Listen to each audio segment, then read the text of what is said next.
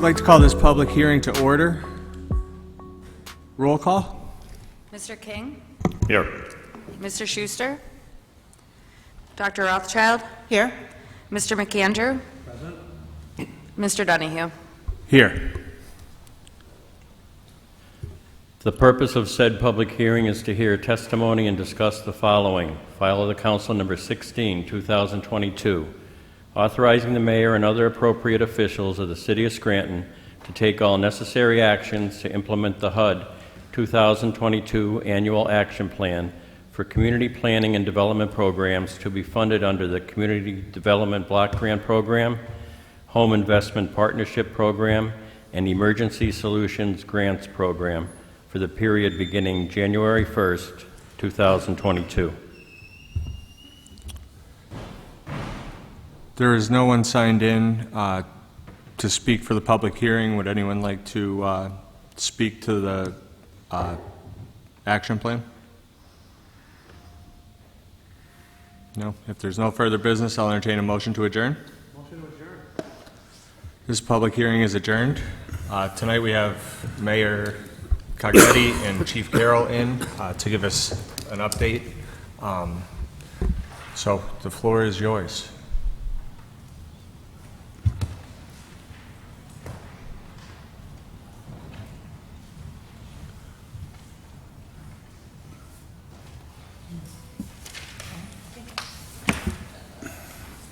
Thank you. Thank you.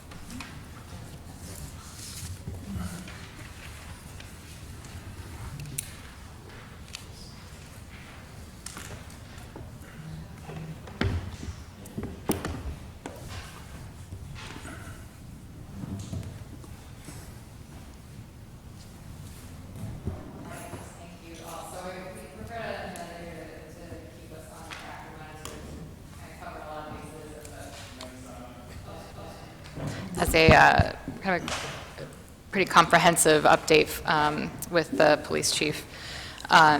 So we had received a letter from council on June 30th to come at some point this July to touch on progress and strategy regarding the increase in gang incidents and activity in the city. So we certainly can speak to what we acknowledge as an increase in youth violence, which I think is pretty evident from the different stories that you have all heard, and of course some of the incidents at those schools over the past 6 months or so, as when the kids got back. But we wanted to talk about a lot of different things, because this isn't just one issue, right? The issue of youth violence is manyfold, and the solutions, of course, are not just one solution. There's a lot that we have been doing and that we will be doing to do everything that we can to curb this. But we also need to, I think, be clear that we can't prevent every single tragedy. We will do all that we can, and we'll come at it from a law enforcement angle, a school angle, and we've been in very close touch with the school district. We'll come at it from a community angle, and we've been working with a variety of community organizations, and we'll touch on all of those. It's a healthcare angle, it's a workforce development and jobs and economy problem. So there's all those pieces, but we can never guarantee that something tragic like we saw 2 weeks ago won't happen. So I'll let the chief take over and kind of go along with the first bullet point. This is a really important one, and something that really is just happening in real time today. Thank you. Good evening, all. 7 years ago today, Officer John Wilding was killed. What is fitting to be able to sit here and speak to you on this matter is, on the day he died, we're talking about Wilding's Law. Wilding's Law has passed bipartisan through the House and the Senate, and is on the governor's desk right now, that would close loopholes in the law that would make running from the police on foot, fleeing on foot, a crime. It also adds stiffer penalties to those who run from the police, knowingly cause injury to innocent persons, or law enforcement, should they get hurt. Adds the stiffer penalties. We're holding criminals accountable. So that's exciting to witness, and it's very timely. As we move forward, the professionalism of the Scranton Police Department continues to grow, and we grow in one aspect through our accreditation piece. I'm proud of the progress that we have made over the years, professionalizing, training, developing. Adding the accreditation piece, we've secured our consulting vendor, and that is Aspirant Consulting. We've already engaged initially with them. We're laying the groundwork for their services. And really the outcome of this, the goal of this, is that the Scranton Police Department will have policies that are the best practices in the state. They mirror, they're in compliance with all of the case law, any changes to the law. It's not that we're doing anything different or wrong, but it's to make sure that we are always on the edge of best practices. We learn from others' mistakes. We don't have to relive mistakes that other people have already made. It's smart business, so that is exciting. As we move forward, a goal of mine is leveraging of technology. We leverage technology in many facets, from crime suppression to training. The big piece is training here for me. Moving forward, a key aspect of this, one, we've installed a Milo system. That Milo system is interactive.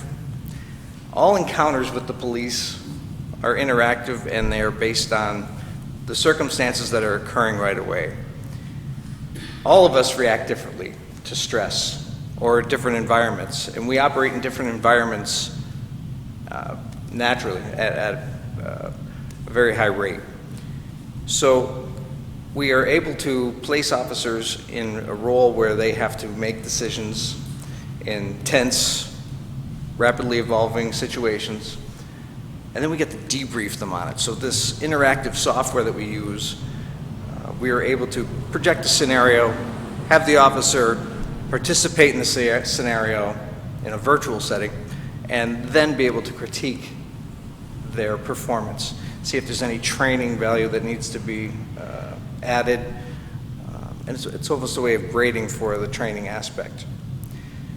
It is so important to build upon that, and we start talking about the trends in law enforcement now.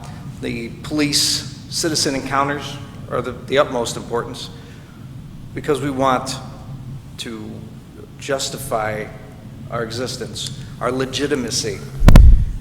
So one of the, if you read in the paper recently, or you authorized the application for the grant, we are seeking one aspect of this use of force training package was a virtual reality simulator where the officers wear the goggles, but it's not specifically just for use of force.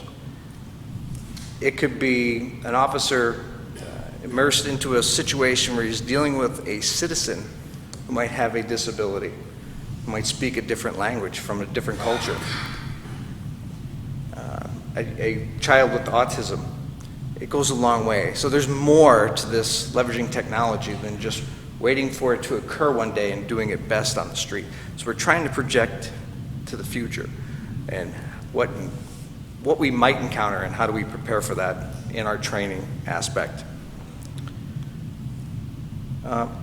Another hot topic, unfortunately, is the violence in our nation. There's a lot of gun crime, specifically the heinous crimes of active shooter events. We strive hard and we're dedicated to learning of all the incidents. We study them, and we perform training, sustainment level, and we have a very good initial active shooter program to get our officers in the realm of making decisions under stress. Any aspect of training, we could talk about it all day long. Right? We could work on with our tools all day long. The second we add stress to a person being able to function, it becomes very difficult and challenging. So we try to recreate those environments for the officer to work in. Hopefully it never happens here, but in the end, I will be able to say that we've prepared ourselves to the point where I'm confident our response will be successful. Operationally, Could I just have a quick question about training? So, sure. all of this virtual training with, scenarios and creating environments is conducted at the Serenity Center, correct? Or will be? That is one aspect, the Milo system. And then identifying training gaps, which is great. And so, at some point, of course, we're going to use this first for our own force, but would this be something that we could offer to other local police forces for revenue, produce revenue for us, or no? Is there an avenue for that, maybe? There may be. That is not our intent to charge for this. But they came on grants. I wouldn't like to see that become a moneymaker. But the partnerships that we bring in, we would offer this to any other agency to better themselves. Because you'll hear me say many times, this is the days of operating in a silo are over. We are a regional asset. We support our neighbors support us, especially in the realm of law enforcement. So to your point, sir, we invite all others, again, to your point, we want to make sure we're satisfied with where we are, and then, yes, we would like to invite Well, that's others great. in. So that the resource would be available to our neighbors. They will be. After, of course, we utilize it first. Yes. Thank you. Now, leveraging this piece of technology, we tie right into efficiencies. Being efficient is we're talking about time and bringing people off the road, train them. It's an ever-evolving cycle that needs to maintain itself. Right now, we do all this with role play, interactive scenarios, with role players, but it's logistically and manpower intensive, and it's has an impact on time. So really, the technology is going to allow us to be more efficient with our time management.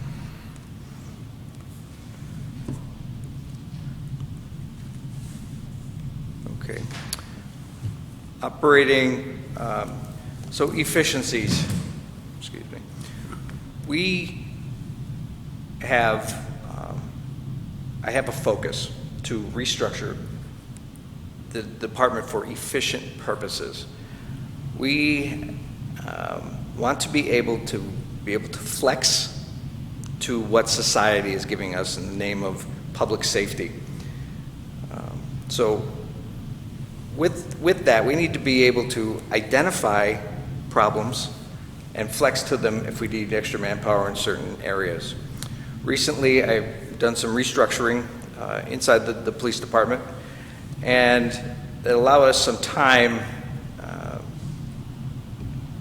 to be able to reestablish a focus on the street.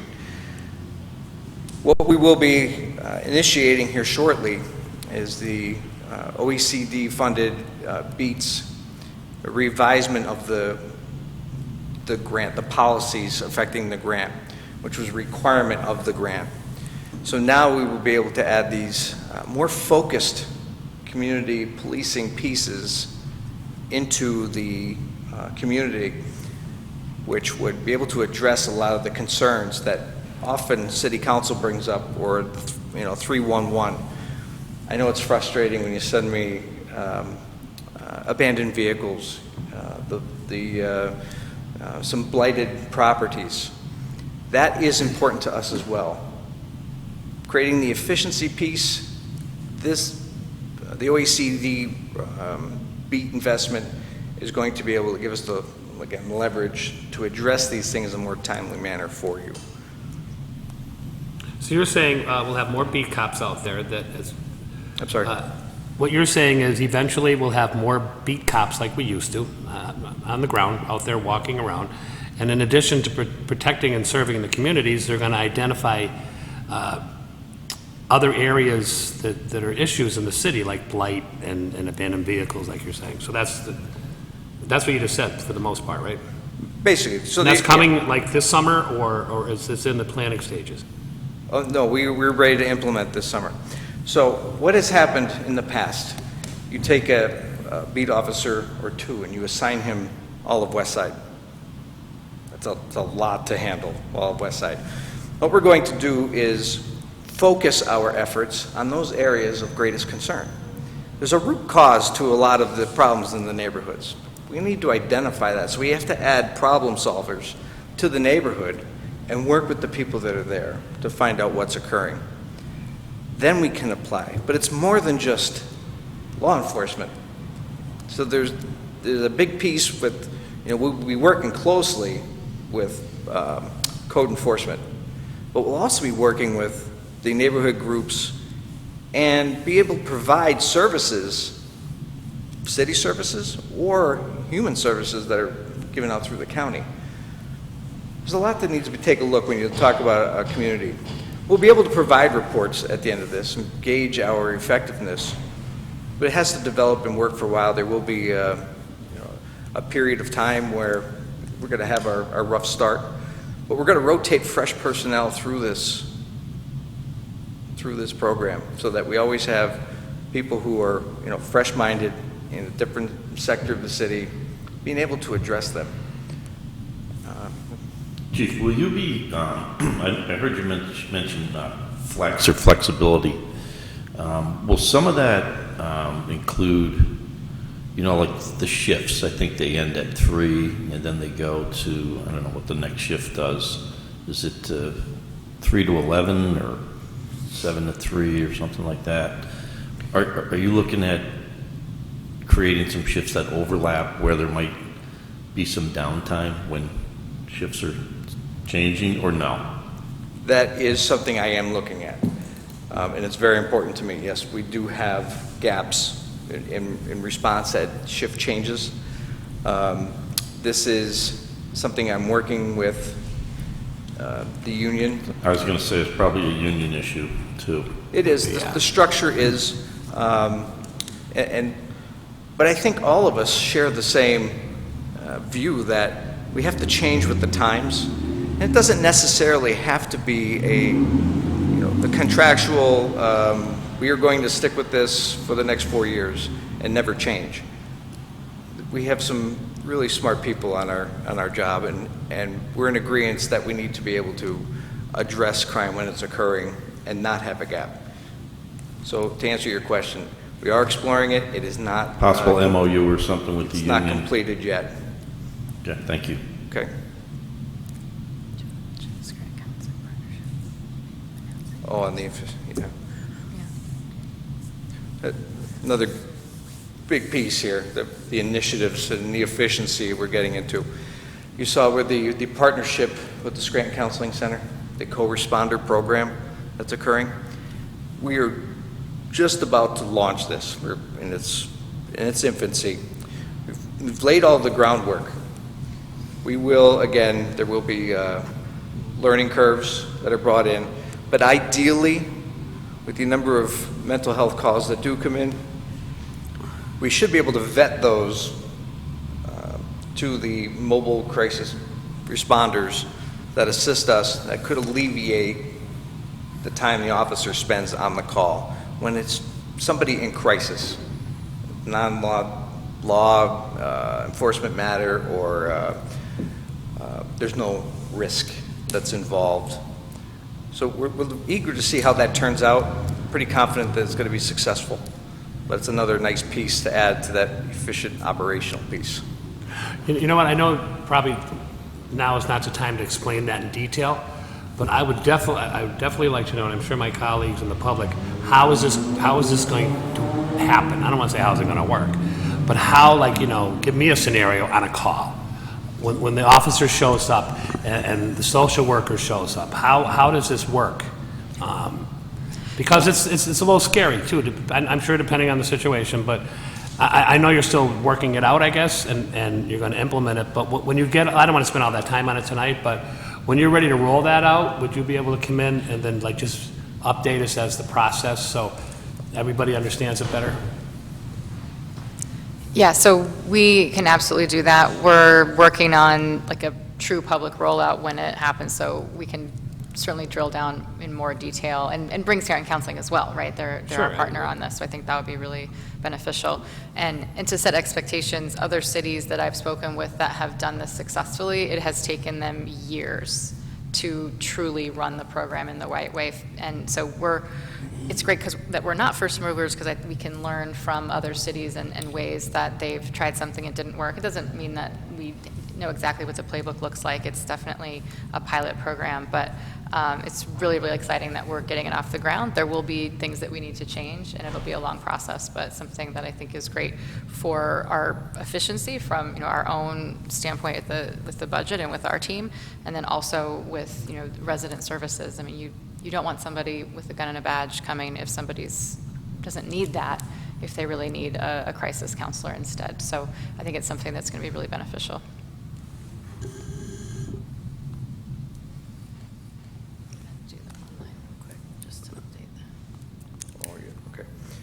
Okay, so number 5 here, crime statistics.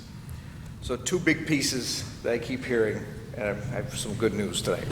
So we went through a tough time it was on the technical end of our records management system speaking with the state's reporting system when it comes to UCRs. So the UCR format has... UCR. What's that? The UCR. The Uniform Crime Reporting System, right? So the system changed. Come January authorized that the police agencies in Pennsylvania had to transfer to the new system, NIBRS, National Incident-Based Reporting System. A different criteria for reporting, a little more detailed for it. Our problem was with technology, they weren't talking to each other. And it took our vendor for our records management system to redevelop some software for us to be able to make that work. That was our large holdup for that. Our 2021 statistics are available now on UCR.PA. Or do I have that backwards? Yes, that's UCR.PA, and you can search for Scranton Police Department and see our 2021 statistics. What takes so long is once we have that patch set, then there's you want that margin of error down to a manageable level before you open it up to the public. So we are finally there. They have been posted, so that's exciting, and moving forward, they will be. The other piece to major concern that I always hear from council would be, I'm going to not recall it now because I need to, the interactive map on our website for crime. Everybody understand what I'm talking about? Is that the City Protect? That, I believe, And that's the Motorola product. it is. That is a Motorola product. Yes. As of tonight before this meeting, Motorola has told us it will be live, up and running on Friday, this Friday. Yeah, that was a concern we had a couple weeks ago that was brought to us. That's been going on We for hear a the couple. concerns. So okay, we've been unable to use that software for months. I mean, are we getting money back or something, or like, you know what I'm saying? Because it was promised to be fixed? I don't know, I'm just throwing it out there. I can't speak to that. I mean, it's a glitch, or contractually, I'm not sure which one it was. Okay. With Motorola. Fact is, it'll be up Friday. I can't speak to anything more on it at this point. All right. Okay. So we see headlines, juvenile violent crime. That is, the point was driven home for us this year. It has been trending nationally. You look every day and see this. Is it a phenomenon? I don't know. I don't understand the root cause for all of it. I don't to say that it's not going to happen here, we could stop it happening here. What I can tell you is that we saw a rise in the violent crime for the juveniles. Juvenile arrests are up, but it is not, it does not affect our base at this point as we transition from our violent crime from one year to the next. When juveniles commit the crime, it is very apparent, it gets very newsworthy. On the outside, we talk about the gang piece. We have done a very good job at arresting those who commit violent crime, whether they are juveniles or whether they are adults. We bring them before the courts in this.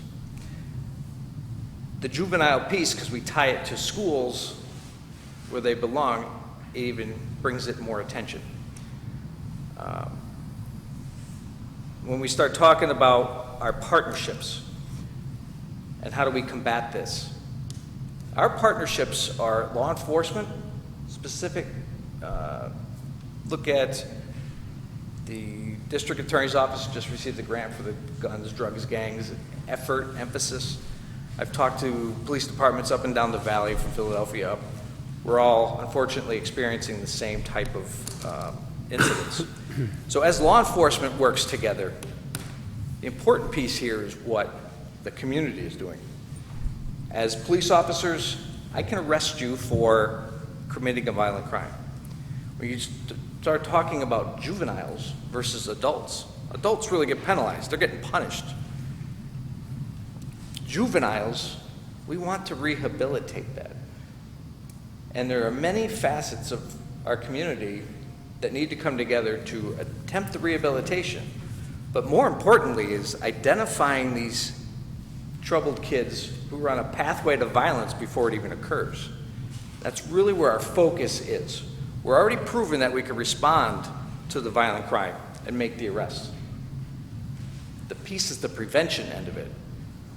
And with that prevention is a community problem and community solution. You want to speak to? You want to build that out now? The mayor's done a great job of bringing together a coalition to attempt to address really the true deficiency that's not being addressed. Can I have a quick question about gangs before you present? I don't want to interrupt. Yes, sir. So, my kids are 30 and under, right? So 10, 15 years ago, they were in high school. They're at West Side, in West Scranton. And I remember saying, oh, we don't really have gangs. They're wannabes. You know, they're the wannabes of gang members. But could you please tell me, we know it's present and prevalent, but how present is the gang issue? Like, is it worse than we think it is, or is it really bad? Like, Well, what is your interpretation how many of a gangs are gang? identified? Have you, the police force, identified that exist in Scranton? Is there 10? Is there 4? We are tracking several of the wannabe gangs, as you would put them. Those wannabes were always gonnabes. And if you surround yourself with a group of people who are committed to committing crime, then your gang becomes illegal for those purposes.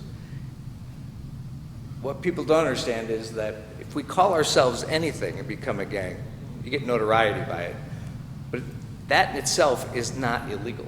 It is when you commit the crime that your organization becomes illegal, or if that's the purpose for you coming together. The people that are committing crimes in the gangs are the same ones that would commit crime outside of the gang. To your point, are there gangs? The answer is yes. Are we tracking several of them? Yes. Are they the root cause for all of our crime in society? The answer is no. Unfortunately, they get a lot of attention, media-wise. They do commit crime, and when they do, we do arrest them. But we do not also, we're not going to say all the time, promote their names of the gang. We're not going to give them that notoriety that they want. Majority of the kids, people we're talking about right now, they're kids. These are kids in their group. in their gang. Unfortunately, they don't see what's wrong with their actions, and that's disturbing.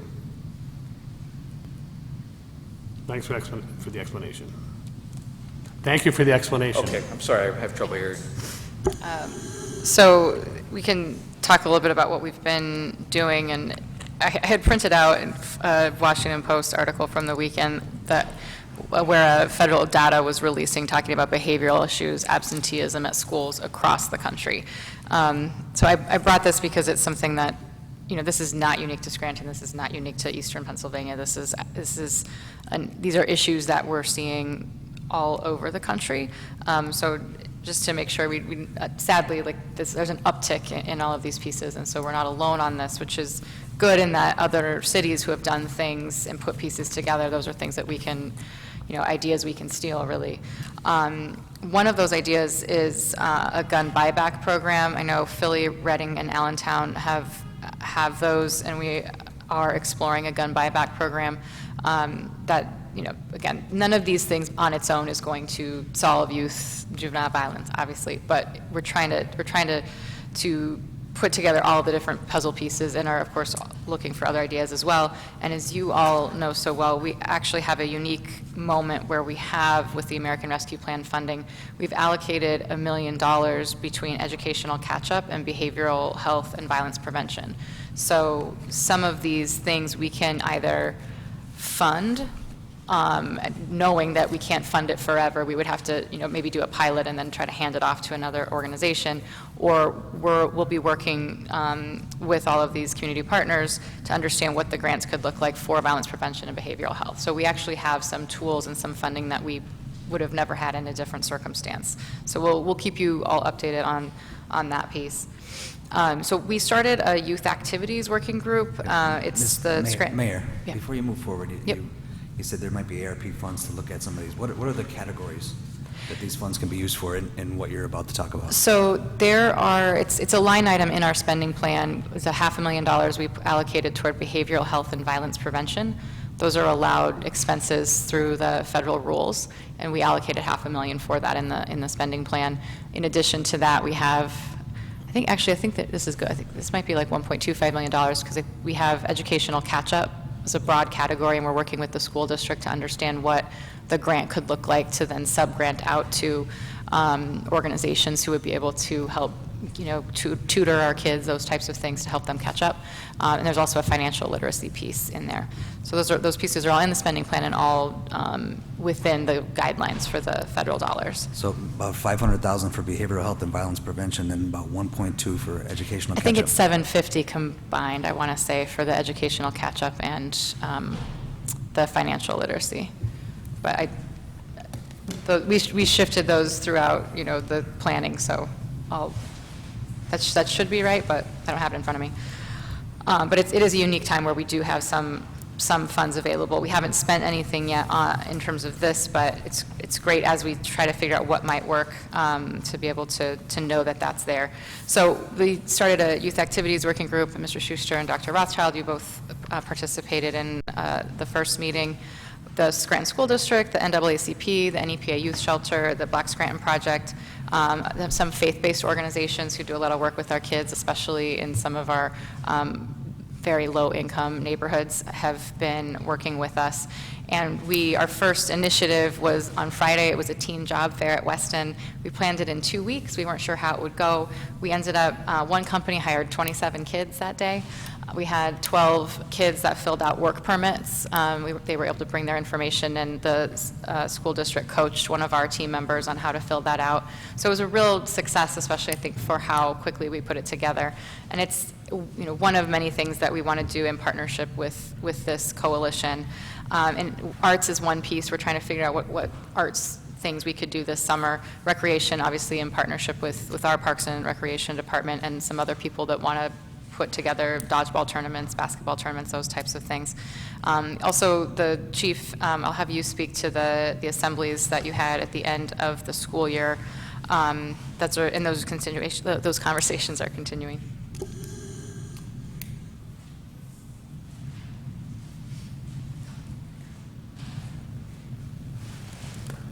Yeah, so school, we might as well transition into the school safety piece. The organization, so the mayor talked about that community effect coming together. One thing we did have, this was before the homicide occurred outside of Scranton High School, the 3 West Olive, I'd already seen the need to get our message out to those students about violence. It's not what you think it is. But the problem is when teachers tell them, when the police tell them, they're not listening to us. We were able to recruit through the NAACP gentlemen who have learned hard lessons in life and are very, they're very willing to tell their story more like a scared straight. It's a tough talk with kids. And they seized the opportunity, and they joined us and going to the schools, and before the summer let out, to address the student bodies as a whole, to say, what are you doing? Watch what you're doing. You're going to ruin your life. It's not worth it. So they tell their story, and it was impressive. I was very, very happy with the way it was delivered. The same group put together an organization, Our City 2. They have an activities event at some of their school this past Sunday. Officers went as part of a faction of different community pieces to the school for events, games, all types of information. It's really nice to see this coming about. Unfortunately, it took a tragedy for this to occur, but it's exciting. I mentioned schools, so I'm going to jump in on schools here, if we could. I understand the concern. Headlines don't always match what's happening on the street. Some articles get more attention than others. But the police department is doing a very good job at suppressing the violent crime, the major concerns that the people have. Now, when you tie that to the schools, and I understand that, school safety. We have 7 Scranton police officers that are in the schools now as school resource officers. We're formulating a plan now for the first half of, first half of school, the end of 2022, and rolling into 23, to be able to provide additional support at the elementary school level so that we can have that presence shown. We can reassure families. I can't make their anxieties go away. Maybe we could reassure them that we are there. We could do a better job, more focused at the elementary schools ourselves. So you'll see that increased piece. I will not speak any further to that. I would not like to get into the security aspect concerns of it. But understand that's on our radar. School safety. We have a very good working relationship with the administration.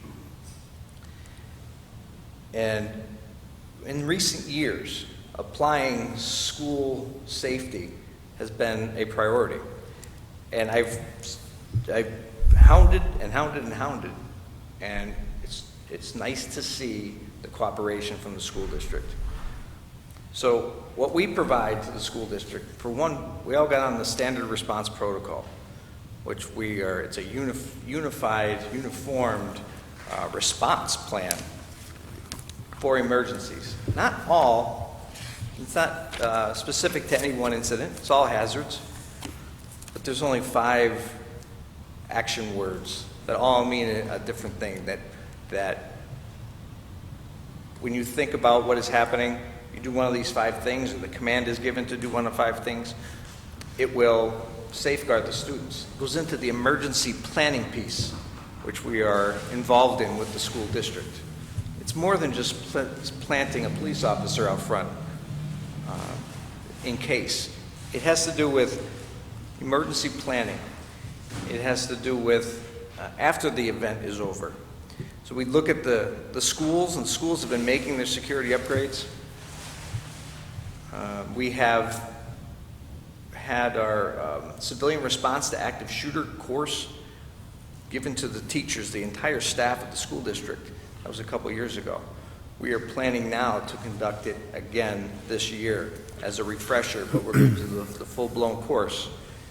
And then we'll add drills to that. And drills test plans. So we'll see where their plans are. No plan is perfect, but we'll see if we have identify any deficiencies, and we work to rectify those. And then we'll work with them through the year with the standard response protocol to make sure that students are aware at all levels on how to function in an emergency. So those are hopefully reassuring words to those concerned about the schools. It's not perfect. We were always getting better, but we're paying attention to it.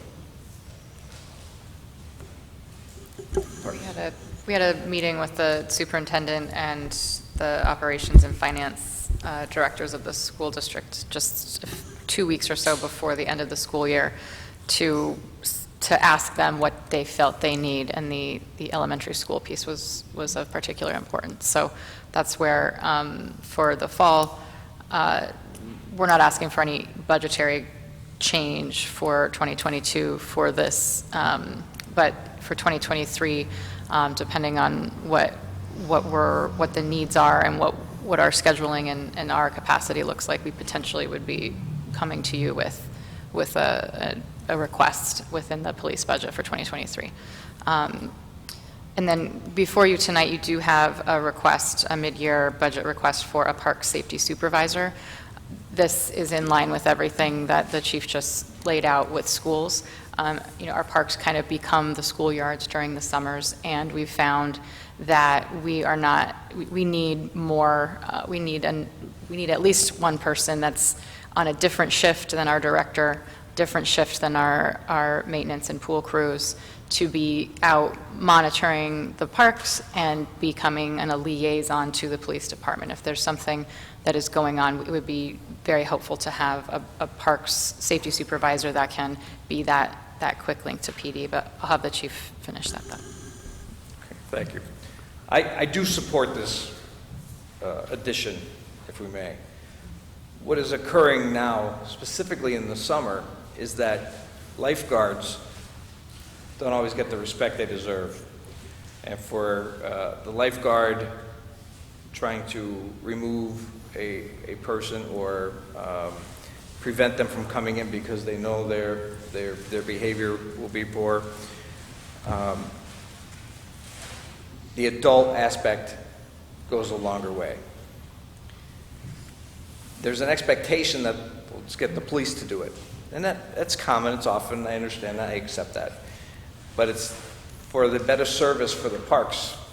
We really started, the city started addressing the park issue. I've been dealing more and more with the director. And it is a broader responsibility than I really gave you credit for.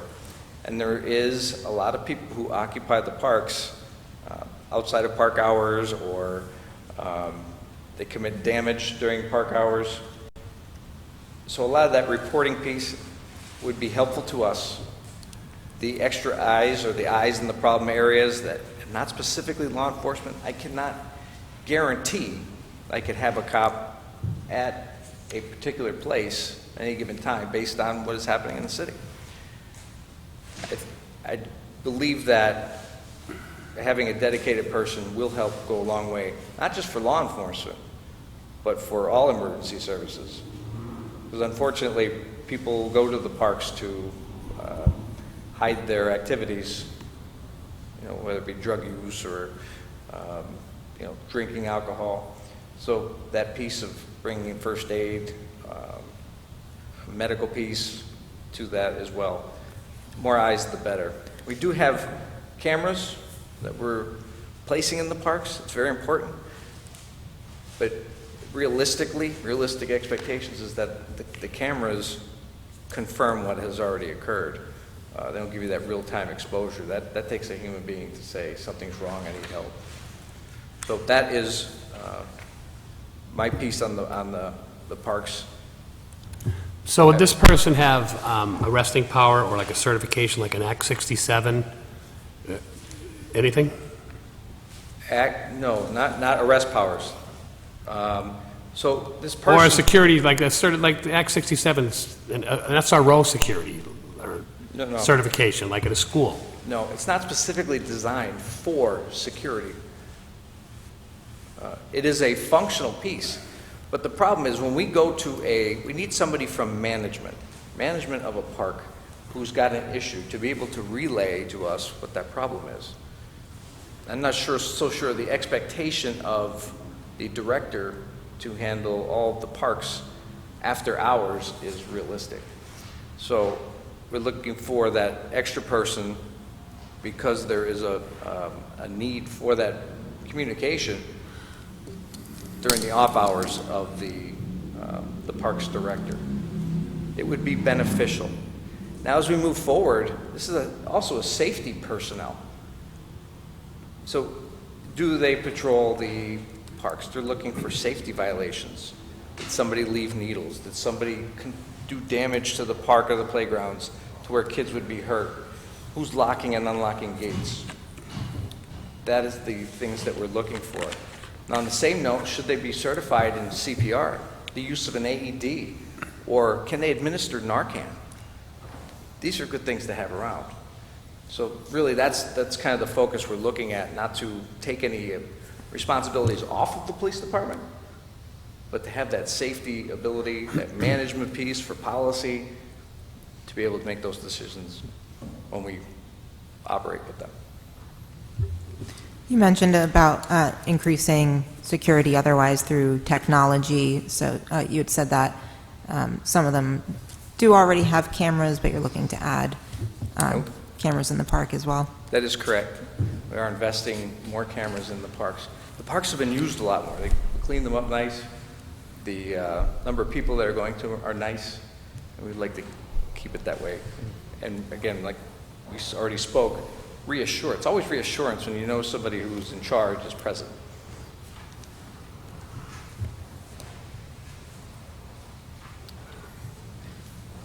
And there are real-time cameras throughout the city, like at certain lights and intersections. I know because in your office, you've got on the TV screen some of the ones that you keep a particular eye on. But you're saying that this would not be real-time. This would be used to go back to later on in the event of an incident at a park? No, it can be real time. Okay. We choose which ones we monitor. We can only monitor so many at one time. And we've been very fortunate to have enough cameras to put out that it's challenging to watch all of them. And that's really the only point I made. With this addition of cameras, do we have enough data and storage for the information that they would be recording? For data. What I can tell you is yes. Specifics, you have to ask the IT guy that. I mean, is it something that we already have the capabilities of, or are we going to be looking into another contract? It is existing capability to bring it in-house. And it's the same system we already use throughout the city. So we're not trying to have several different companies trying to work on compatibility issues. The IT director's gone through a lot of vetting in this process, and I am satisfied that this will mesh nicely, and I think it'll be transparent to us on the technical side of the house, and it'll work for us. Is there any additional cost to data and storage with this, or we have the capabilities though currently? It's still current. I don't know. I know there's server capability. I'm sorry, I got to refer those questions to the IT director. I can't speak to those. Okay. Chief, earlier you said that this park's safety supervisor would work a different shift than the current parks director. Did I hear you say that, or maybe I was hearing things? Yes, so they wouldn't have the same job function, be co-located, correct? A different job function, but would work the same shift. Correct. That's my understanding. That's the idea, is that the parks director, starts at Weston at 7 a.m. and runs, ostensibly till 3, but obviously far after that to do all of the work that they do. I don't know exactly when a shift would start for this parks safety supervisor, but maybe it would be more like noon to 8 or, 2 to 10, depending on the time of year. Right, Do because like something most of the flexible. pools are noon to 6. Yes. And I don't know what the parks director, she operates from, probably 8 to 4. Marissa seems to operate 24 hours a day, so Okay. we'd like Marissa to be able to put her head on a pillow once in a while. I have a quick question. So I had the great opportunity to meet with you in the spring, and that was when we started getting complaints about the ATV issues throughout, the city. And you were developing a plan, which I thought was great, and it was a great idea. So guess what? I'm getting complaints again. So has that been implemented, or it's still in that process? Because I've been getting bombarded recently about that activity again, up and down Main Avenue and West Side on the sidewalks. I know there was a plan to coordinate and track them and be able to, arrest them or give them a citation. So is that still being put together? So It is. Okay. So I started short on my strategy, and then the IT director, we were talking, and we're able to expand this a little bit. So here's the deal. With our technology in our vehicles, we're sending the wrong message by allowing an ATV to come by us, not do anything, right? Everybody knows, the ATV riders know we cannot chase them, or we won't chase them for a minor traffic violation and might cause injury or death to them or anybody else, right? So the idea, again, is to leverage technology. We capture them on our video recorders, and we exploit their faces, we exploit their images to the public. Somebody knows who these people are, and chances are, if they're that ignorant the way they operate their ATVs, they're probably not very good neighbors, and somebody will gladly step forward. It was proven well with Officer Chris Halleck, who was almost run over on the downtown street where charges were filed, but it was the public's cooperation when we posted on our social media sites that identified this person. We are looking for public's cooperation, and we are in the process of building a piece on our website so that we can put those photos up. We're looking for this person. Does anybody know who they are? We won't be 100% successful all the time, but if we get one or two every now and then, we start sending that message, hopefully we can curtail the number of ATV riders that feel as though they could ride anywhere they so choose. They don't realize it's a safety hazard to all. It's not just about people who don't like ATVs, but we will do our best to identify and take the appropriate action on those persons. I cannot give you a deadline on when that piece will roll out. We're working it internally and getting our images among the police officers. That next rollout is the public piece. thanks. Yes. And we got a question last week about the partition and downstairs after Treasury and before the foyer. That is a permanent partition for safety reasons. So that, I think Mr. McAndrew brought up maybe an email or a phone call he got. Since the pandemic has been over in City Hall, we've been given word City Hall is open, I've gotten many phone calls and emails saying I came down to City Hall, I wasn't able to get access. So what is the procedure for someone to come in here to see a department or speak with somebody? So there is access, there's access from the front door that's open from 8:30 to 4 to the Treasury window, which actually is no longer where Treasury is, it's actually where code enforcement is. We realized through our experience that the activity, the in-person traffic is mostly code enforcement, so code enforcement has the presence there. There's a list of department phone numbers on the door, so if you need to call a department, you can call the department there, and then someone will come down to see you, which I realize can be frustrating for some people, but I don't think I need to remind you all that we are not a courthouse. We do not have an ability to ban firearms or other weapons from this building, and the way that the partition is set up, we would be able, we think, if someone came in with ill intentions, that we would be able to at least slow them down. Something that Chief Carroll told me a couple of years ago now that has stuck with me is you can never fully stop an active shooter, but you can slow them down. So that partition will remain there. We'll continue to try to make it, as user-friendly as possible when people are not there just for code enforcement, but we have to put safety first. So I know it's been brought up in public comment a few times about coming in to see the building, having access to some of the history that might be involved in this building, and a citizen off the street might want to come in and see some of that. So the partition was put up during the pandemic, which I thought was somewhat pandemic related, but now it's a safety as well as Yeah, I pandemic mean, response. it's always been a safety issue in part, and I would love to propose to you again in the 2023 budget, having someone that does events and tourism as a dedicated person in the city, so that person could answer the door. That would But be I mean, great. what you're explaining here is somewhat appointment only, is how it seems. If you go to the door and call HR, somebody from HR will come down and get you. We encourage people to make appointments ahead of time. Many, former employees coming in to do a check-in about healthcare have made an appointment ahead of time, but it's imperfect, like many things that are in flux, but it's the right way to go about it. And I think that switch from having that be the Treasury office where it was almost all code enforcement questions. Now that that's code enforcement, we don't have, really that many people that need to go physically to Treasury. So that change has been very helpful. So that reduces the number of people that need to go up and down the biggest traffic area, again, code enforcement. Having people walk right into the building, take the elevator all the way to the 4th floor, people would, wander around right into the BA office or the law department or the HR without anybody knowing who they were. And we have to protect our employees. I know Chief, one of is there a the, I know police one of, officer? I'm sorry.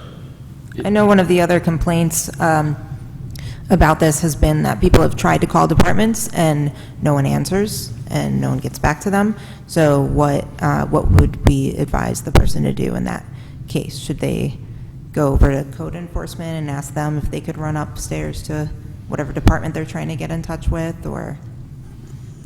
They could do that. They can call into our office. As you all well know, we have a pretty lean team in each of these departments, so if somebody's at coffee or lunch, they're not going to be there to answer the phone. So we will keep trying to make this all work better. But again, the decision is to have safety first, and we will not be going back to the prior layout. Are any departments still working from home that you wouldn't be able to reach at the vestibule? No Or only depart- certain days, say Fridays, or people work from home on Fridays only? Or The only department and they're never all gone, so OECD does a hybrid where some of them work from home on certain days, but you wouldn't have a day with OECD that everyone was working from home. Chief, is there a police officer located in this building? Is there assigned to City Hall? They have their office at City Hall. Yes, there are 2 police officers. Their functions, that's where our accreditation manager is, and we have our technology officer who does a lot of the body camera work for court purposes. They both work out of this building on the 1st floor. I was just wondering if there was ever any thought about actually placing one of the officers in that vestibule there, just as a means of, Yes. checking on people that may be coming into the building or what have you. It is reassuring, like, to see the police officer. We do have a marked vehicle that we keep around the building as a deterrent and let them know that we are present. The officers that are in this building, administrative work, they are in full uniform. It is not, ideally, if we had enough people, I would love to position somebody in the foyer. It's just not practical at this point. If the threat conditions changed, there was some type of intelligence that said you might have a problem, there's a pending problem coming to City Hall, then I would change our security posture. Thank you.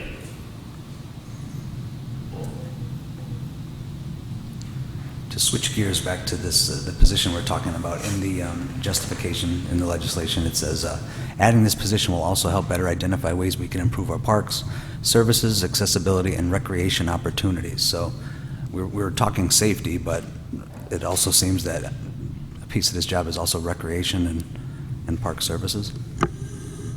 The point would be that that person wouldn't be the recreation coordinator. They wouldn't be the one that schedules the basketball league, but they would be a person who's at the parks in the late afternoon, evening, and would see, would be able to see, like, oh, people are using, Connell Park for baseball, even though there's no, I don't know, there's any sort of thing that they could see the trends or be, as they talk to people, have intelligence about what people are looking for in terms of recreation. So that's another touch point at a different hour of the day, hanging out maybe at the Connell Dog Park and seeing what people want. The more that we have people in the community at different times of day, the more, more knowledge we're going to have about what people are looking for from the services in the parks.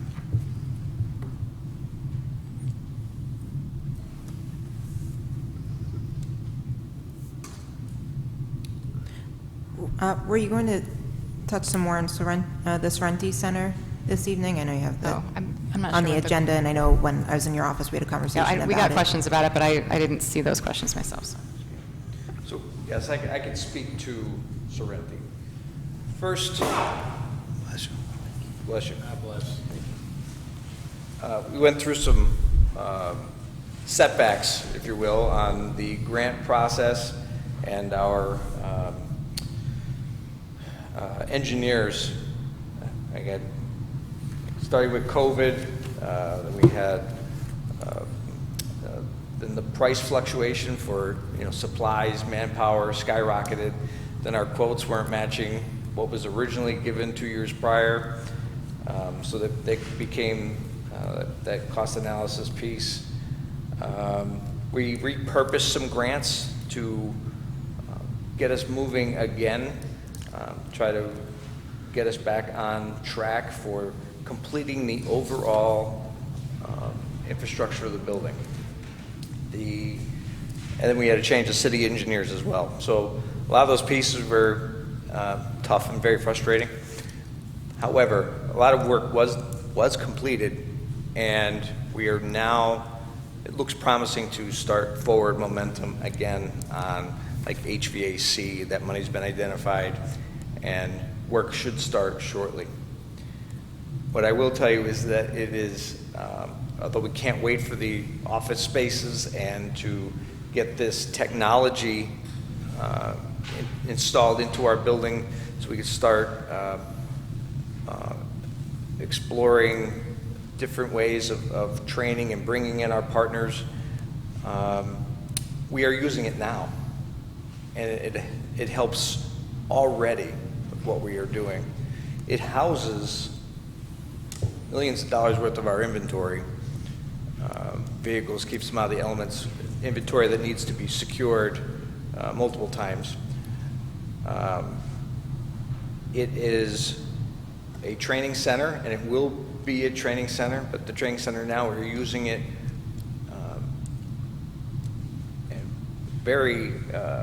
it's been very beneficial for us to use it now. We're excited to see where it's going to be when it is complete. Do I have an end date for this, for completion? I do not at this time. We're working closely with OECD to make sure it gets moving. Eileen Cipriani's done a wonderful job at getting this ball rolling again, figuring out where we was stuck, and trying to make it work in our new world of marketing and pricing. Very important. That answered your question, or does it answer your question?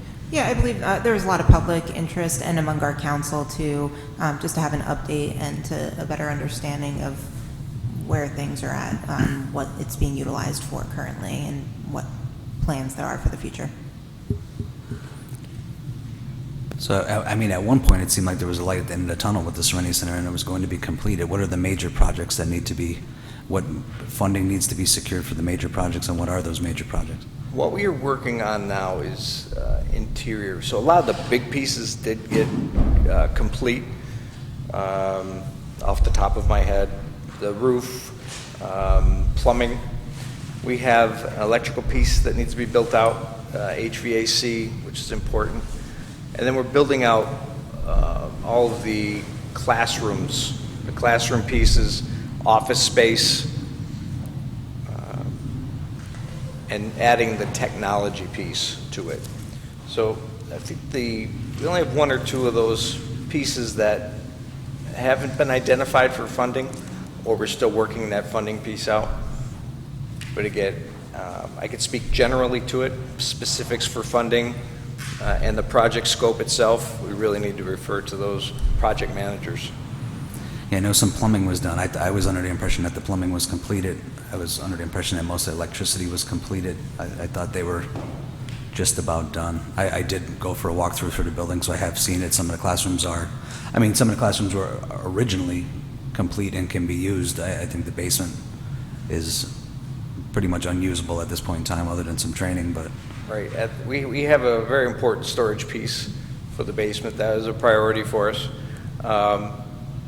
But you're right. So right now, like I said, we are using it, and mostly the special operations end of our house is using that. So we're looking at prioritizing, not just sit back and wait, let this building sit empty until it's complete.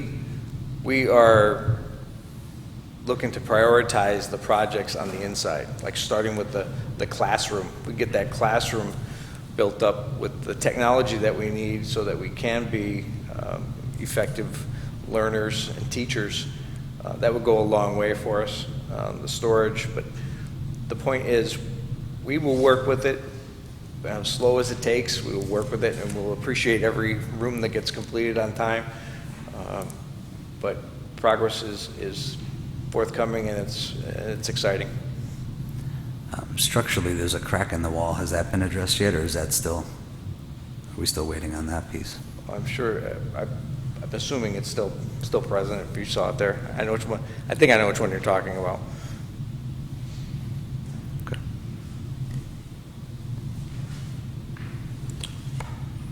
Does anyone else have any additional questions? All right, thank you so much for coming in. We really appreciate it. Thanks for having us. Thank you. Thank you. Thank you. We'll take a 2-minute break before we start our regularly scheduled meeting.